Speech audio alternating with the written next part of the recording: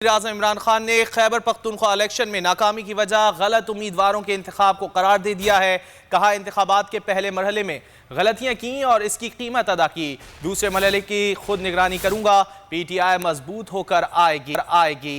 वज़ीर-ए-आज़म इमरान खान ने खैबर पख्तूनख्वा इलेक्शन में नाकामी की वजह गलत उम्मीदवारों के इंतखाब को करार दे दिया। कहा, इंतखाबात के पहले मरहले में गलतियां की और उसकी कीमत अदा की।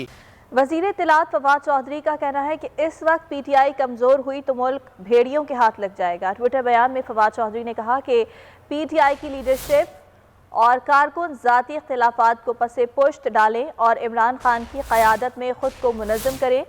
आपको ये बता रहे हैं कि वज़ीर इत्तलात फवाद चौधरी की जानिब से ये कहा गया है कि इस वक्त PTI कमज़ोर हुई तो मुल्क भेड़ियों के हाथ लग जाएगा।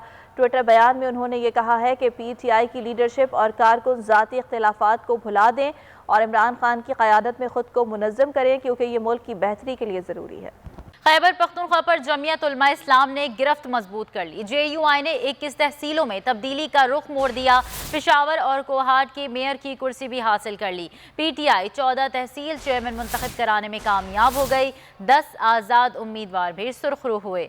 ANP को 7 सीटें मिल गई हैं। आपको आगाह कर रहे हैं इंतखाबात के हवाले से। खैबर पख्तूनख्वा जमीयत उलमा इस्लाम ने गिरफ्त मजबूत कर ली। JUI ने 21 तहसीलों में तब्दीली का रुख मोड़ दिया। सब्सक्राइब करें और बेल दबाएं ताकि कोई खबर रह न जाए।